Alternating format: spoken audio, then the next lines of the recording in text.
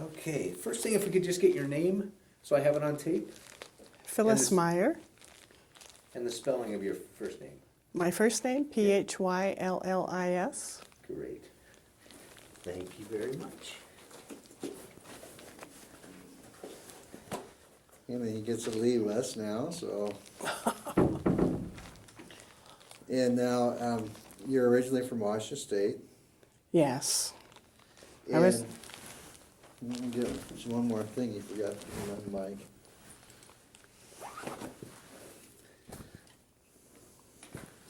Doesn't do any good if I don't have my mic on, because when we transcribe it, they can't hear the questions. Oh, your question. There we go. And you're saying now you originally were born here in Washington, Yes, I was born in Shelton. and did you spend all your time growing up there, or? No, my first 3-4 years, Hama logging camp, because my dad was a locomotive engineer, and he had a Shea locomotive. And we lived in, what we call a shack today, I guess, but it was pretty good living for then. You remember the locomotive? Oh, yes. Always got a ride on the locomotive when Dad came back. Was it a large, Hama, was it a real large logging operation? I was very small, but from what I've heard, Hama is a pretty big outfit. And I think that it was started probably about 1922, and they really went clear up into the early 30s. And that's pretty big. And then he went from, was he with Hama for a long time, or did he? Pretty much most of the time that they were there until it closed down. Then he went, I believe, Mud Bay Logging Company. And things were getting bad because of the Depression, and there weren't very many jobs for people. And he didn't work as a locomotive engineer there. I think he worked on the engines and took care of them, and they had to keep the steam up on them and that type of thing. Did you go follow your dad around through all these travels, through the different? Oh, sure. We lived in Mud Bay Logging Camp. We lived in Camp 2, and we lived in the front part of what used to be the cookhouse before the logging company went down and less people working. And we really had a pretty good place to live for that time. So Camp 2, where was Camp 2 located at? Well, I went to Summit Lake School, and it was, I can't remember the name of that, what it is. It's up above Mud Bay, up on the hillside. So is there anything left of Camp 2 now, or is it? See, my husband lived at Camp 1 at one time when he was small, and I believe once since we were married, we went up to try to find if there was anything there, and it's pretty well overgrown at that time, and we haven't been back since. That's been several years. What was that like, a logging camp back then? What? What was Camp 2 like? What was it like living there? Oh, well, our house was right by the railroad, and you had all the noise of all the speeders and all the trains, and there was a trestle, a big railroad trestle close to there, and us kids used to play around that. Weren't supposed to, but it was great. And there were other families living there. The Bucknell family lived over on the other side of the track, and we were kind of up pretty high, and it did snow when we were that age, and our school bus wouldn't come up to get us on that little road. So Jimmy Bucknell was, I don't know, 3-4 years older than I was, and he'd kind of pack me on his back down through the snow because I was a little kid. And we'd go down to, on the highway was a kind of campground. In the old days, instead of motels, they had these little cabins along the highway. And we'd go down through the woods to there to catch our school bus. And we would ride the speeders sometimes. Weren't supposed to do that either. But that was kind of fun if we could get them going. What is a speeder? What was that? Well, it's what, it sits on the track and it has the men went out to work on them, I think. Or they hauled things on them or stuff. So you weren't supposed to play in those, but occasionally hijack one. No, you're not supposed to be near the rails at all. But you could hear them coming because as soon as anything started to come down, it'd sing. The rails would sing and you could hear them. And you knew you better get out of the way. So is the trestle, was that a real large trestle that you played on?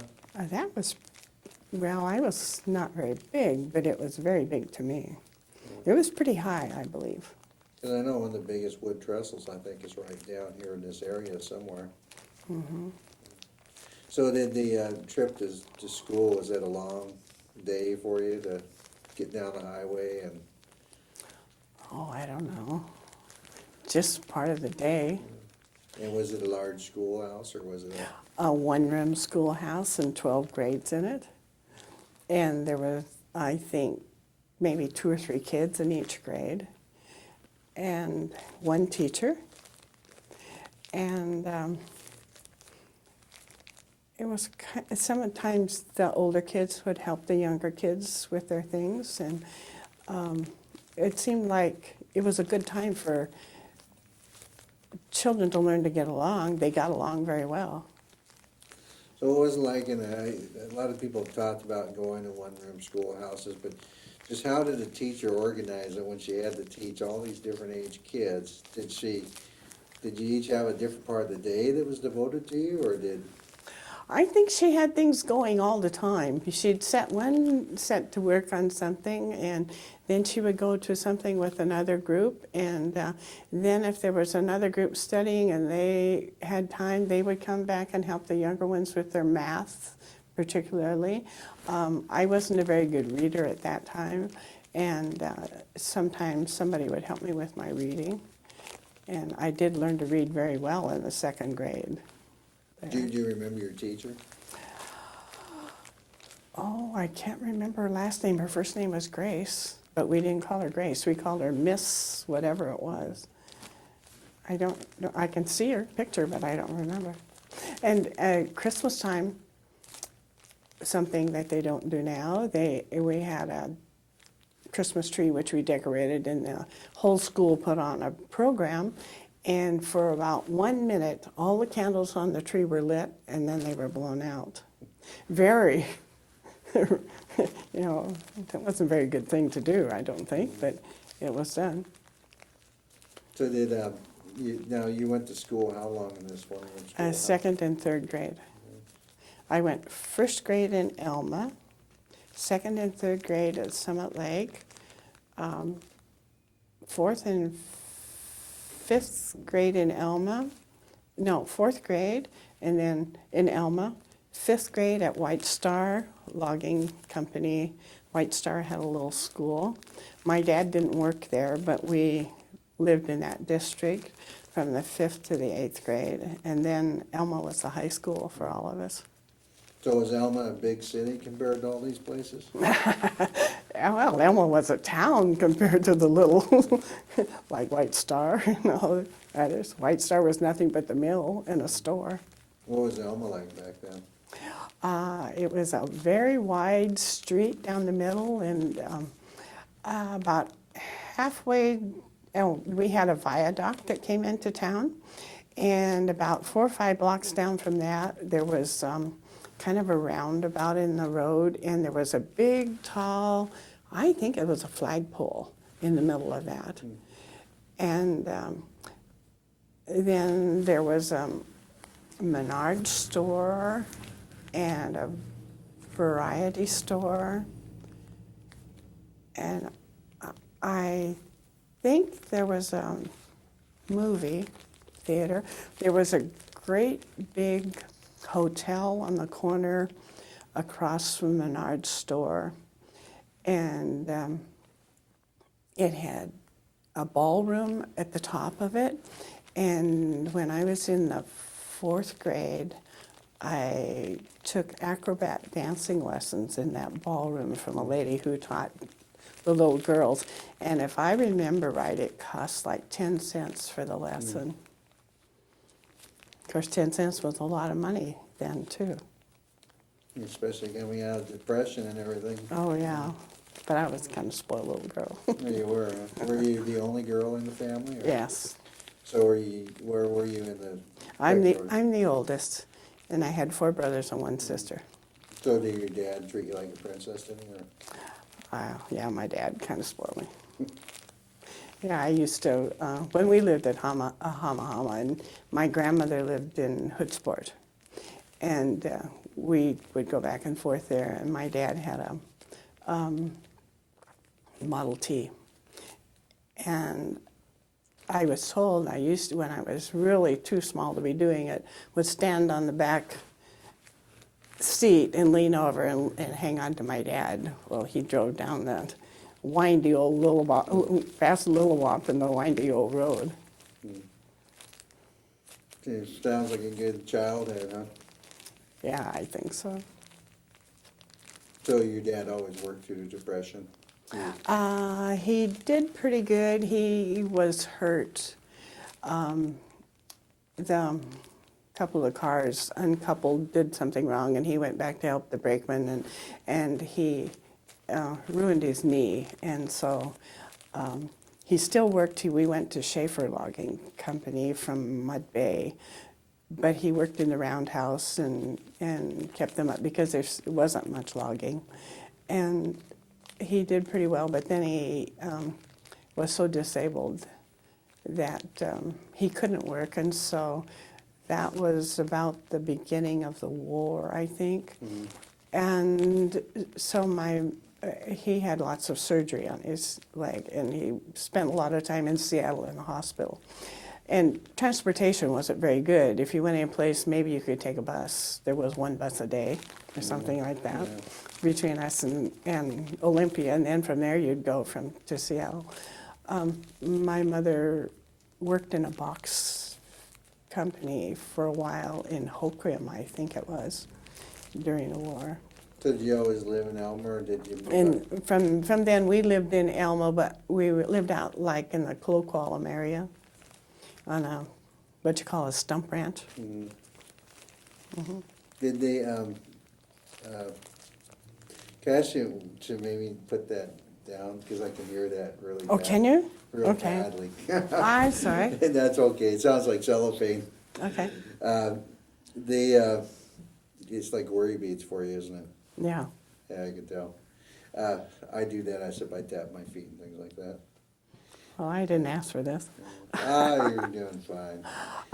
Something might be interesting. We lived in a log house that my dad built. Were you homesteaders, were you? No, we had 350 acres out the Cloqualum Powers Creek Road, and they cut the logs and peeled the logs, and then this summer, before I was in the 5th grade, I think, the whole family came and they pulled the logs out with horses and put them up just like you would do Lincoln logs, and eventually we had a house with that. Very interesting house. Have you been out there to where your house was? We were there this last summer. Somebody burned the house down. Oh, really? Yeah. Too bad. Has Elma growing out to there now, or has it gotten big enough to? When my parents left, they sold the property to Port Blakely, and they've logged it. And that was maybe 20 years ago. So it's still And so it's starting to grow up, but it does not look the same at all. But it's tree plantation now, is what Yeah. It's a lot different growing up back then, wasn't it? Yeah, it was. So just going to Hoquiam must have been a big deal, because Hoquiam was a big city, wasn't it? Oh yeah, or even to go to Aberdeen. Like when I was in high school during the war, and we had rations for gas, and if you lived like we did out on a ranch, you got a little bit of separate for the truck or whatever, and all the kids would put all their ration stamps together and then all go in one vehicle so we could go see the games, because they did have games between Aberdeen, Hoquiam, and Elma. Mm. Now you remember when Pearl Harbor occurred? Yes. We didn't have much communication. I think at that time probably our radio wasn't working. It was run by a battery, or I don't remember it knowing the day it happened, but because that was Sunday. But the next day, I believe that President Roosevelt gave a speech and talked about it, and at school, we all knew it was coming, and we had an assembly, and they played the radio, and we all heard what happened. And it was kind of hard to believe type of thing. We heard about the war, we saw it on the newsreels, but it was someplace else. It wasn't anything involving us. You'd heard about what was going on in '39 over in Europe. And, Yeah, you'd see it on the newsreels if you went to the movie. And Tuesday night was a good night to go to the movie because it was the cheapest night. And so sometimes you'd get a bunch together and maybe go. And then you would see the only thing anywhere near to what our television is were the newsreels. So was it sort of hard to comprehend what it meant for us to be? I think so, because I was, let's see, I just turned 14 years old when that happened. I was 13 when I started school, and that was my first year of high school, and I was 14 by December 7th. And I don't think a 14-year-old really understands too well, but when I was, maybe 16 years old, we had, the Army had maneuvers in our area, and we had all these trucks and men with rifles and all this stuff all over our place, all over the neighbor's place, and they had maneuvers and they moved around at night, and it really made it kind of scary, and kind of, you really got to feel maybe a little bit what war was. They had, I think it was the Reds against the Blues or something, and how they told was on their vehicles they had red lights or blue lights, little bitty tiny things. And I don't know how they knew where they were going at night, but they did. And they'd come in at night with their food in big cans and buckets and cling and feed them. And we'd hear all that because they did that right outside the front of our house. So they probably were using, it was a lot like Europe, I suppose, this part of the world, isn't it?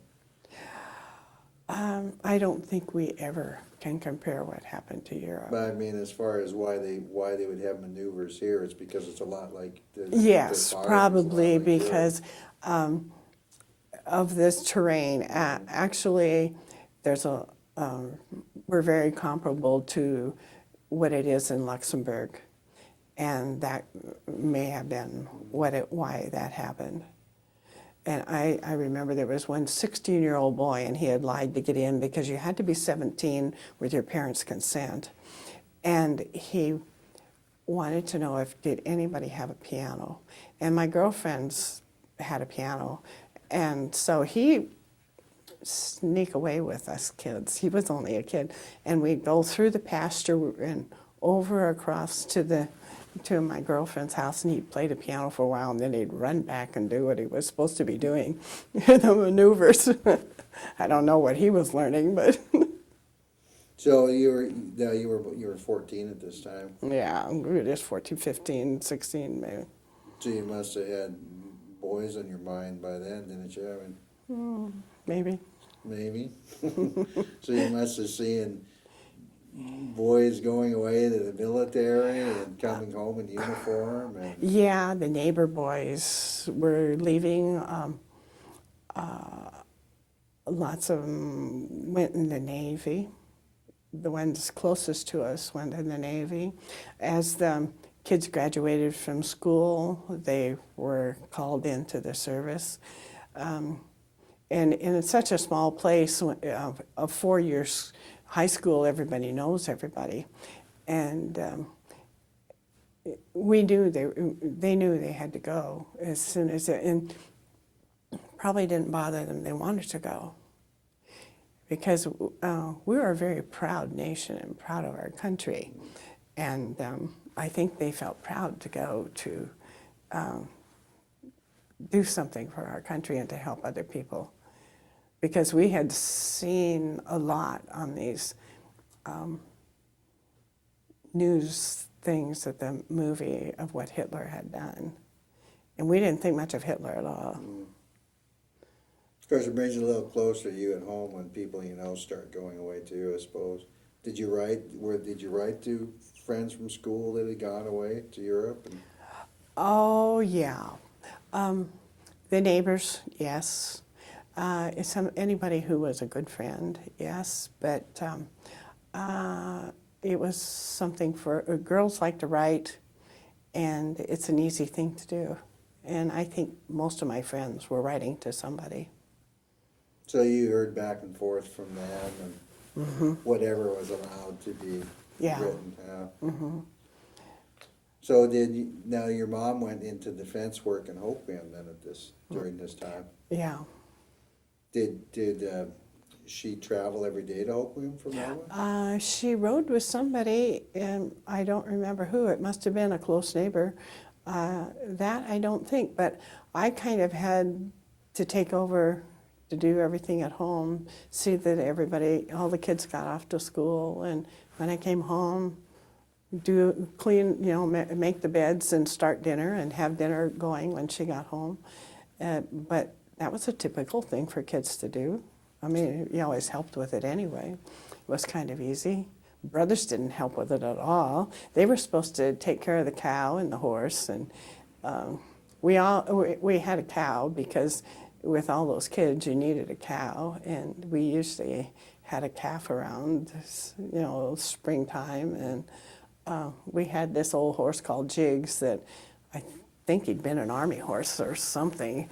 He didn't behave very well, but we could use him he was used to pull wood out of when Dad would cut the trees or something for wood, because we had wood stove in the kitchen and a wood stove heater in the living room for years. And your mom worked outside the house before that?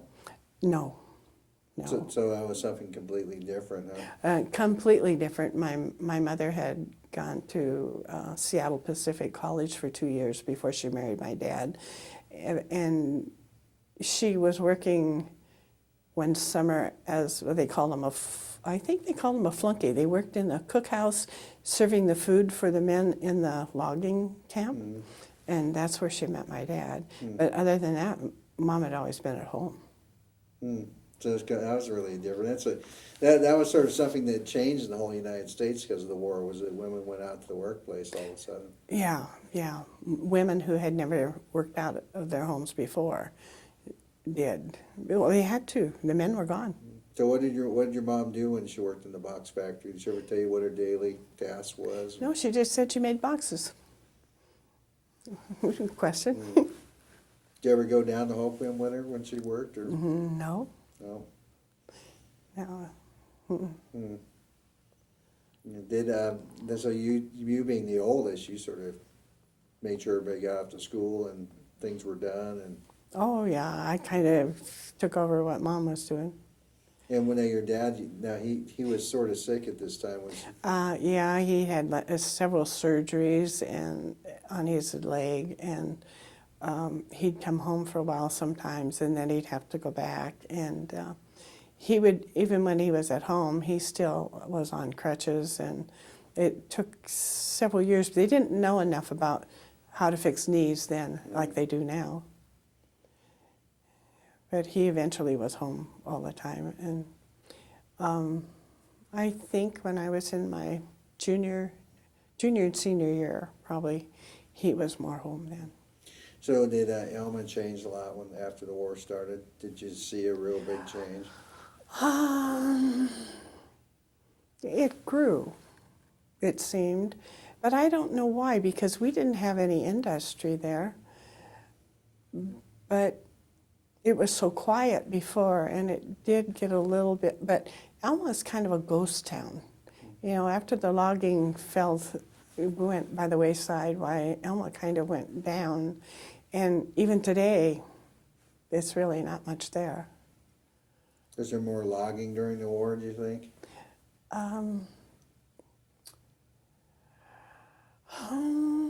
No, see, I don't know, because my dad wasn't able to work. And I know there were a lot of what they called jippo loggers, and they logged their own places and did little jobs, and people started earning money that way. But it was a rather poor time, and the war did make it a better. But did your mom, did she ever comment about, that must have been the first, well, I guess it wasn't the first paycheck she did if she had worked in a logging camp as a but that must have been the first sort of regular paycheck and job. And well, there were 6 of us kids, and I think anything she made, we really need. yeah, especially with your dad being back and forth Yeah. to Seattle. Yeah. Did your brothers, how old were they then? Well, they're all younger than I am.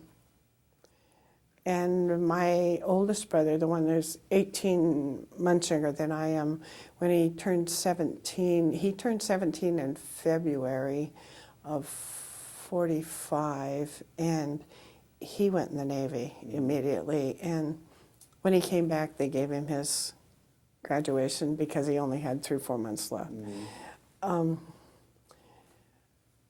But my other brothers were too young.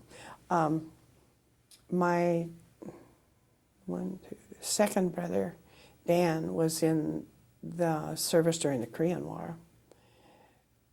And my third and fourth brothers did not ever go in the service.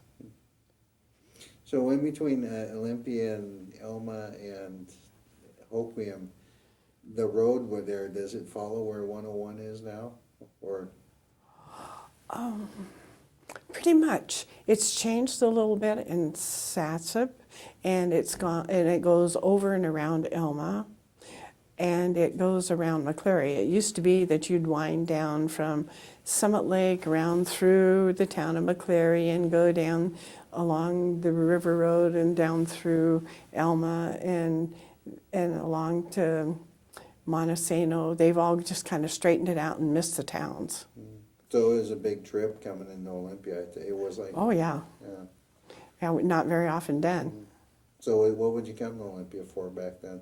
What? What would you come to Olympia for, just to see the big city? Or? Well, I came to Olympia to buy my graduation clothes. And I came to Olympia to see my grandmother because she had moved from Hoodsport to Olympia up on this east side. We didn't really come to Olympia that often. Even when we lived at Mud Bay Logging, we usually went to Elma to do the shopping. And, you know, then you only went to town one day and you went on Saturday. Everybody got to get up in the morning and get dressed up and go to town. You couldn't go to town in your regular clothes like you do today. You know, everybody had different clothes for different things. Like you had Sunday clothes then, but you don't have Sunday clothes now. And it was a big trip to go with all of us kids to Alma just to do the grocery shopping. And you took, did you go in your own transportation? Or did you Yes. So that would have been how many people? 6? At the time from Mud Bay, there were, let's see, 1, 2, 3, 3 of us. Yeah, my brother Bill wasn't born until after we went to Elma again the next time. But that was, it was an interesting trip. And it's hard to imagine nowadays, I think, for kids. The world's so small for people nowadays, with jet travel and stuff. It's hard to imagine it just a matter of one generation ago was completely different. Yeah, because my world was between Hood Canal, Shelton, Elma, maybe Aberdeen more than Holcomb, and a little bit in Olympia, just in that area, until I got out of high school. Then from high school, where did you move to? I came to Olympia and went to work at the Capitol grounds, Department of Labor and Industry. How many people worked at Department of Labor and Industry back then? It was that one little small old building that they have now, and I think it's still there. It may be gone, not like it is now. But then we didn't have the population then that we have now. My mom worked. When she graduated college, she went to work for general accounting or somebody, and there was only 10 people in her office. Yeah, It's yeah. just thousands now. Oh, yeah. Like we did the workman's compensation claims, and by that time my dad was collecting his workman's compensation from his injury. And I used to send his cards out to him to be signed every month. I would say probably if we had 500 claims, we were good. And I imagine now there's thousands and thousands of them. Olympia was a lot different back then too, wasn't it? When that spread out like it is now, is it? Because there was 200,000 people in our county, I think now. Oh yeah, well, this Olympia spread really a lot now. I remember them. I was working at Labor and Industries when the end of the war came, the Japanese War, and we got out early. They knew what was going to happen when MacArthur was going to sign these things or something, and everybody went downtown. Everybody was downtown, and there was confetti all over. People were hugging people, kissing people.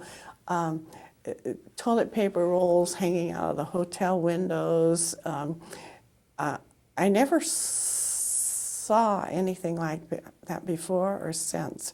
Everybody was so happy. It was such a joy that finally we were out of this.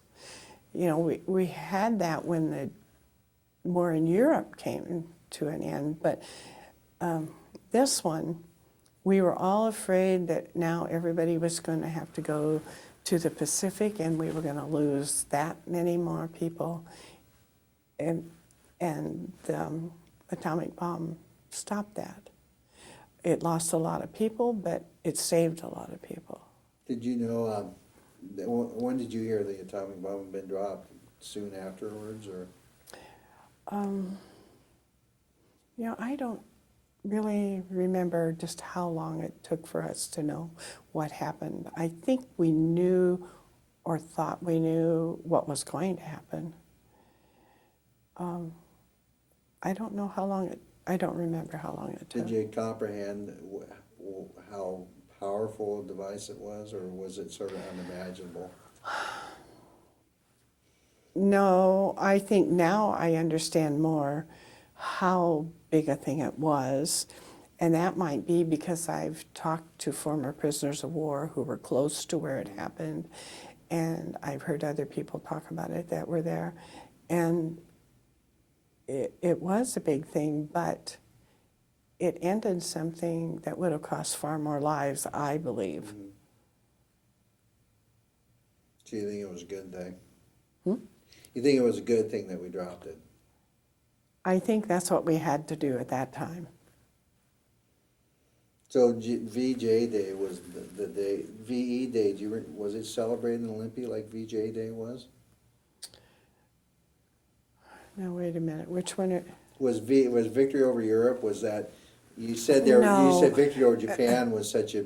Yes, it was a big impact on the people, but not, I guess maybe Europe wasn't that big an impact because we knew we still had to go to the Pacific. And it was going to take more people, and probably more people that were more my age were going to have to do that. Did were there any Japanese Americans that were up in the harbor area in the logging industry at that time? Did you know any of them? No, but I remember going on the bus to see my dad in Seattle about the time that they took the Japanese and put them in their camps they had for them. And riding on the bus used to go down through the Puyallup Valley and along the valley where they had all their farms. And the people, the impression that I had was if these people weren't put someplace where some people couldn't get to them, that they were going to lose their lives, because some people were very much aggravated that these people could still go on because they weren't all American citizens. Mm-hmm. The older people weren't. They still did not have their citizenship, but the younger people, their children did. Mm-hmm. And people didn't, there were rumors, always rumors. You would hear of somebody who sent their son who was educated here back to Japan to fight in their war against us. And I think those people really were protected by being put someplace. Do you think that like there would have ended up being some, the trouble would have boiled up sooner or later, that there would have been some type of lynching almost that would have gone I on? think so. There's always two sides to everything. Because there was enough suspicion and talk. Yeah. I think it was really for their safety. I know they don't feel that way, but having that bus ride that day, I got that. Mm-hmm. That was the first time that came to me because I heard somebody talking. Yeah. When we went down through the valley where they were. Of course, it's probably also you had to get outside of Elma to hear that type of conversation because no, we didn't. Grace Harbor, you just didn't have that situation. We didn't have it. No, we didn't have either. You remember? I know I've talked to a few people from this area that when Pearl Harbor happened, that there was actually a great fear that the Japanese were going to show up at Ocean Shores within a couple days. Did people talk about that? Oh, yeah, we heard all the time. I don't know about showing up at Ocean Shores, but that they would have airplanes that would come in over where we were, and we had to black out our windows, and I assume that was why we had to do it. And people around here did that too. And I remember once, I don't know why, but I had a ferry trip where we went through the wires and the things so that their submarines couldn't come in. Submarine nets? Yeah, the nets. And I think there was a real fear, but I think they did come in here at one time. Now, I can't remember just what it was, but I remember hearing that they did. This is a pretty big... I suppose it was pretty hard to go anywhere and not see the mobilization for the war effort because it was such a country wide. Everybody was involved in supporting our effort in World War II. Oh, yeah. Well, we had such a different feeling about our country then than I think there is today. When you saw, you had pride in your country, you had pride in the flag stood for your country, and we had more faith in a lot of things than people. You can't have faith in things now because it just isn't that way. But I think that probably maybe my generation had a lot to do with that. After the war, we worked and I know a lot of people who it gave too much to their children, and their children didn't have to work hard like we did and learn how to do things. And I think that has a lot to do with how this country is today. I think they expect to be taken care of more than to take care of themselves. Yeah, there's no responsibility anymore. No. And they don't care what they do to anybody else. And I think that someplace along the line, they forgot to teach their children manners. And I think if you have respect for an elder, respect for a younger child, that you have a lot of respect for everything else in yourself. It's not a very civil world anymore, is it? Well, Yeah. a lot of it isn't. And there's not less civility than there was even 30 years ago, it seems like. Yes. Seems like when you even go to the store that you don't hear yes and thank you and yes sir, no ma'am. No. Your buddy, hey, stuff like that. Yeah. Now, I was taught that if I was going in a store and there was an older person, I opened the door for them. I don't think that ever happens anymore. No, pretty rare. I was brought up to respect my elders and open doors and be polite and say thank you and yes sir, no ma'am. And I really think that if we were down to the basics of something like that this country would have a better feeling. I think you're right. I think people expect things immediately too fast, and You don't have sort to of spoiled. Yeah, you don't have to have everything to be happy. Things don't make you happy. I think you need to. I think that another big change, having spoken to people who'd gone through the Depression, one man, he said, I said, well, it was pretty hard in your town. He says, yeah, but no one ever starved. He says, if there was someone in our town that needed something, there was someone in our town that gave it to them. Yeah. Where that was the difference is that you're responsible you took care of your elder parents and your siblings that had problems. You didn't expect the state or someone else to do it. Where, there was more community. Well, the Depression, I think, had a lot to do with that. People didn't have things, and so they shared.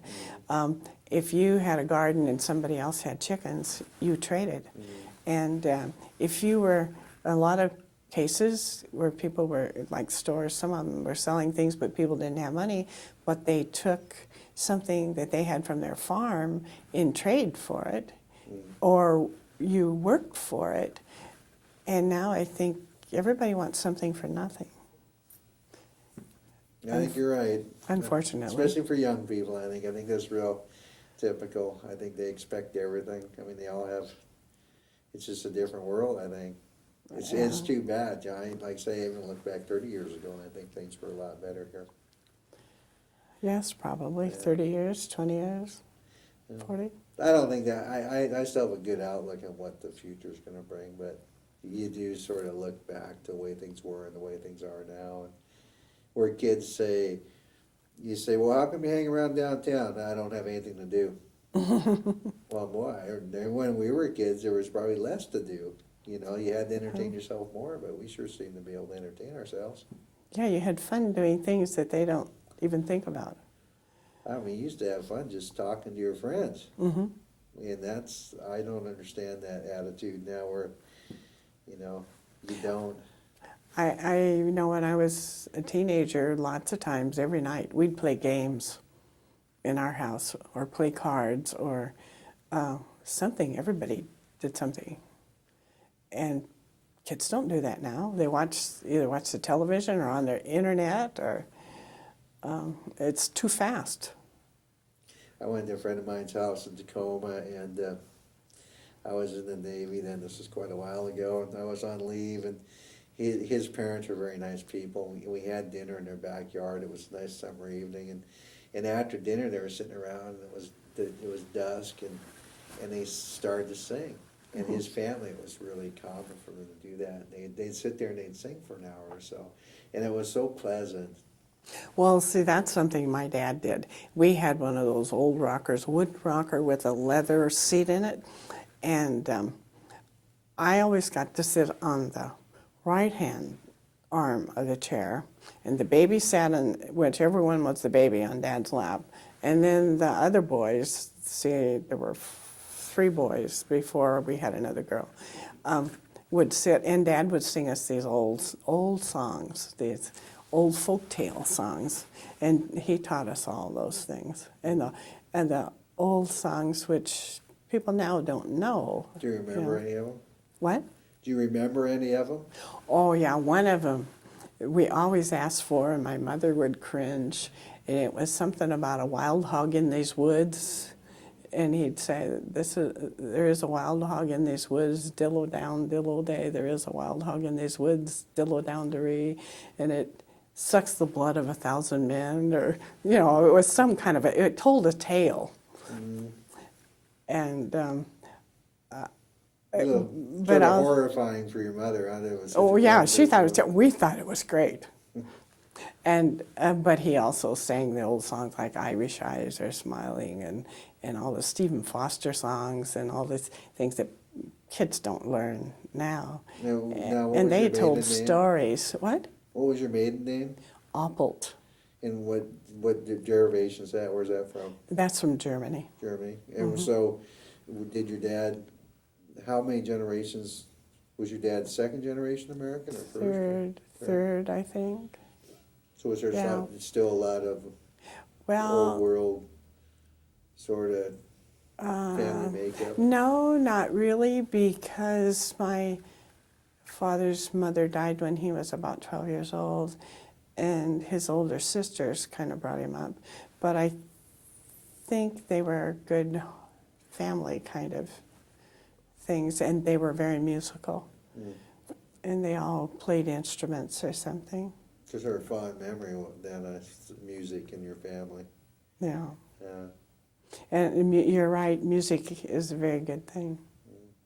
Yeah, it's funny, a couple people talked. I had a German lady who grew up in by Frankfurt am Main as she was real young during the war, and in their family it was the same thing as they said. Music was a real important thing to her, and I think almost it seems like that's something that's lost too, is it? It is. It's completely lost, and the music that the young people listen to today, if you can understand the words, they're terrible, but you can't even understand the words. Hope, which is a good thing, I think. But it's too bad. It's a shame. Yeah, a lot of the music, it seemed like it was music that had been handed down by more than one generation too. It was something that carried down through your family, or like you said, told the story. It kind of stopped. Yeah, it kind of stopped. That we don't even do that as families anymore. We don't.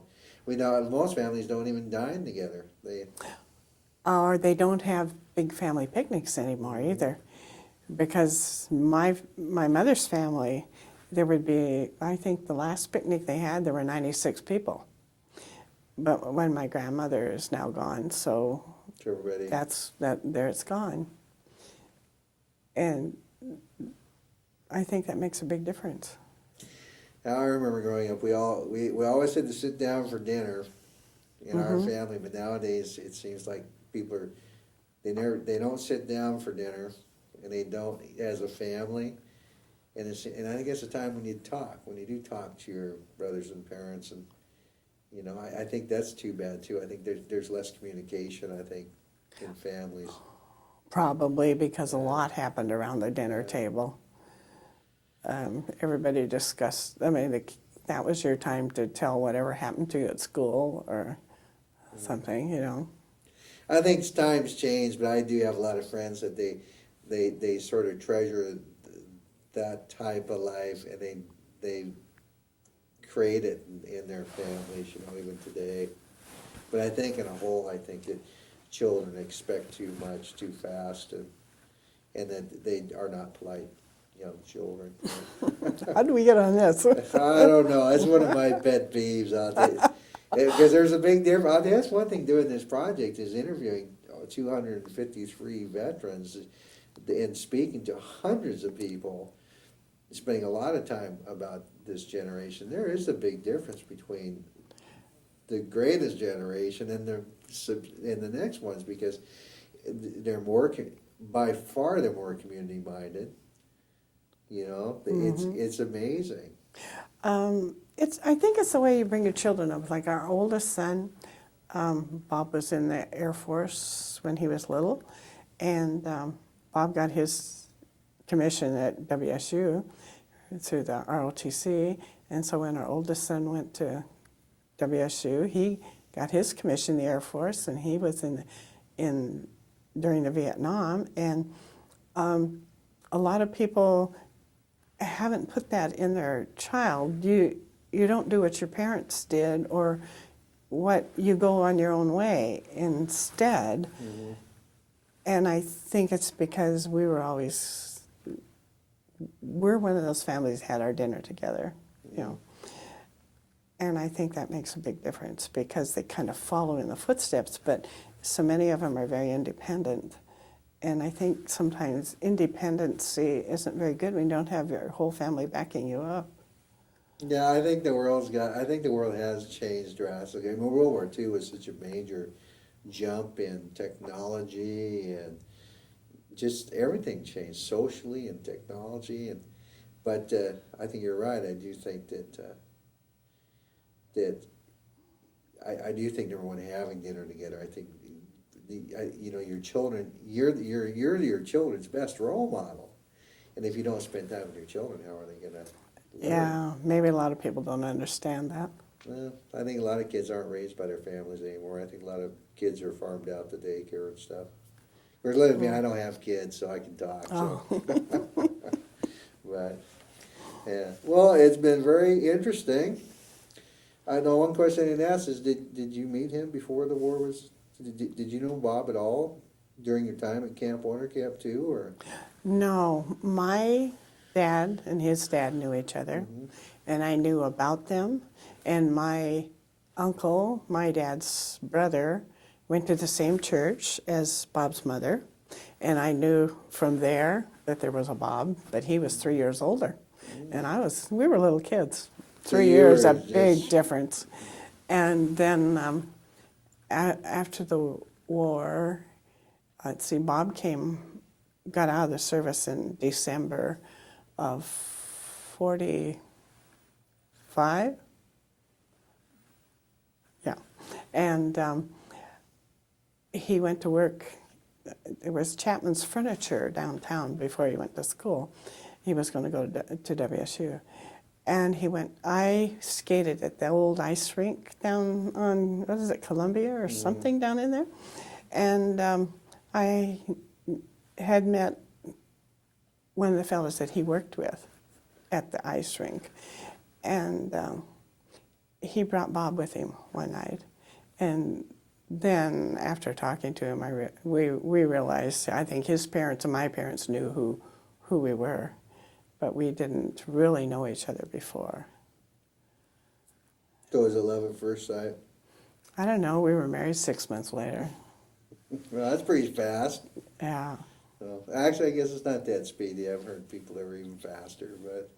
So you were here working? Yeah, I worked at the company. Then we were married the week before he went to Pullman to WSU, and I stayed here to work, and then about a month or something later, he had found a place for me. It was so full of GIs, there was no place over there.